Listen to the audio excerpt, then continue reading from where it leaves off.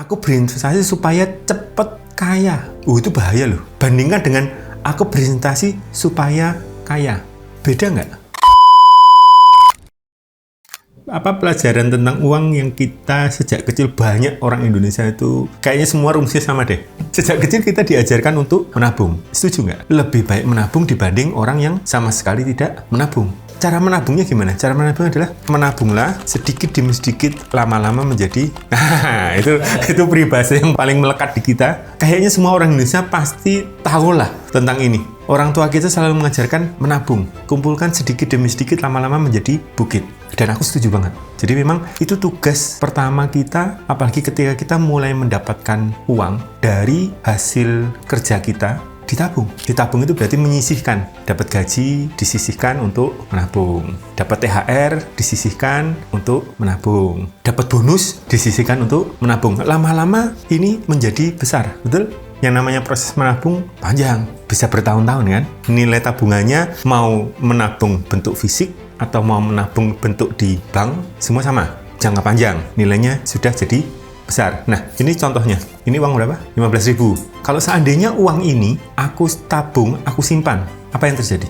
Akan tetap segitu. Kalau uang ini aku masukkan, aku simpan dalam laci, aku biarkan 20 tahun kemudian, ketika aku buka lagi, masih ada uangnya nggak? Masih. Nilainya berubah nggak? Nominalnya tetap 15.000. Tapi ada yang berubah nggak? Contohnya, kalau hari ini dengan uang 15.000 itu dapat satu mangkok mie ayam, kemudian uang ini aku simpan dalam laci, 20 tahun kemudian, kembali, uangnya masih sama nggak? Masih ada, nggak hilang. Tapi kalau seandainya ini sekarang aku belikan semangkok mie ayam setelah 20 tahun, masih bisa beli lagi nggak dengan uang 15.000? Udah nggak bisa.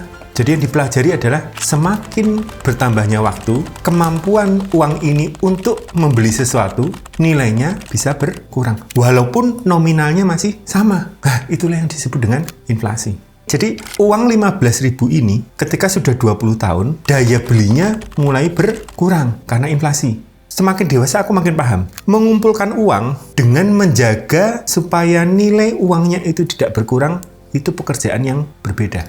Mengumpulkan uang ya berarti dapat uang dikumpulkan, dapat nih misalnya segini nih. Ini mengumpulkan uang. Nilainya misalnya jadinya 5 juta nih. Ini nilai yang berhasil aku kumpulkan. Perlu usaha nggak? Perlu. Dengan cara menabung, menyisihkan dari pendapatan kita, bonus, THR, dan lain-lain, akhirnya terkumpul nih. Aku bisa menabung senilai 5 juta. Setelah sudah terkumpul 5 juta, apakah berhenti pekerjaan kita? Kalau kita berhenti, hanya mengumpulkan uang aja, hanya menabung aja, makin lama, makin tahun, nominalnya masih tetap sama. Tapi daya belinya mulai berkurang. Maka dari itu, mengumpulkan dan menjaga supaya daya belinya tetap bahkan naik, itu adalah pekerjaan yang berbeda. Mengumpulkan itu adalah istilahnya menabung, menjaga supaya ini daya belinya tetap sama, istilahnya investasi. Tujuan investasi itu adalah menjaga supaya uang yang sudah kita kumpulkan punya daya beli yang masih sama. Syukur-syukur bisa lebih. Makanya nggak heran, setelah orang mengumpulkan uang, berhasil menabung, apa yang dilakukan? Beli properti, beli emas, beli saham, beli obligasi, masukkan deposito, termasuk membangun bisnis. Itu semua bentuk investasi. Jadi kalau kembali lagi ke video sebelumnya, arti tentang selembar uang, ini adalah bukti bahwa kita pernah memberikan sebagian hidup kita dan memberikan nilai kepada orang lain. Jadi di setiap lembar ini tersimpan memori sebagian kehidupan kita. Makanya aku menyebutkan uang adalah cermin dari sebagian kehidupan kita. Setelah cermin-cermin ini kita kumpulkan, ini namanya menabung. Kalau pekerjaan kita cuma berhenti sampai menabung, maka makin lama, makin tahun, kemampuan uang ini mulai menurun. Jadi, hasil pekerjaan kita, hasil tenaga, pikiran, kemampuan, nilai yang kita berikan ke orang lain, kalau kita hanya diamkan saja, dia lama-lama akan tergerus dengan waktu. Jadi, pahami, setelah kita berhasil mengumpulkan uang, apa langkah selanjutnya? Itu pilihan kita. Kita diamkan, ya berarti nanti ini akan tergerus dengan waktu. Kalau ini kita masukkan bank, sama aja nggak? Nilai 5 juta ini kita masukkan ke rekening bank. Sama aja, di bank juga akan muncul senilai 5 juta. Kita diamkan setahun, 2 tahun, 5 tahun, nilainya juga tetap 5 juta. Bahkan kadang malah berkurang karena kena potongan administrasi. 15.000 setiap bulan kan. Nominalnya juga makin berkurang, nilainya juga makin berkurang. Kembali ke diri masing-masing. Apakah ketika saya sudah berhasil mengumpulkan uang, ini akan saya diamkan saja? Entah diamkan disimpan di brankas, atau ini aku biarkan disimpan di bank, atau pekerjaan kedua adalah aku menjaga supaya nilainya tidak berkurang, diinvestasikan. Jadi ini dua pekerjaan yang berbeda. Tapi kembali, kalau seandainya kita mengambil keputusan ini mau diinvestasikan, ada risikonya nggak? Aku beli properti, ada risikonya nggak? Ada, bisa aja propertinya nggak terlalu laku. Daerah yang kita beli nggak terlalu berkembang. Kalau kita jual lagi, belum tentu cepat laku. Kalau kita masukkan ke saham, sahamnya turun. Kalau kita belikan emas bisa turun juga. Kalau seandainya kita beli emasnya benar-benar fisik emas, risikonya apa? Bisa hilang. Semua bentuk investasi ada risikonya. Semua balik ke masing-masing. Ketika kamu sudah memutuskan ini untuk investasi, karena tahu setiap investasi ada risiko, berarti kamu harus lebih hati-hati. Setiap investasi yang mau kamu ambil, jangan buru-buru langsung masuk. Jangan buru-buru langsung ambil atau beli. Cek dulu, resikonya berani kamu tanggung nggak sih? Jadi ketika kamu sudah memutuskan, oke, aku mau investasi, sekarang sudah lebih lega. Jadi tujuan investasi itu, aku pengen cepet kaya. Bisa nggak? Aku berinvestasi supaya cepet kaya. Itu bahaya loh. Bandingkan dengan aku berinvestasi supaya kaya. Beda nggak?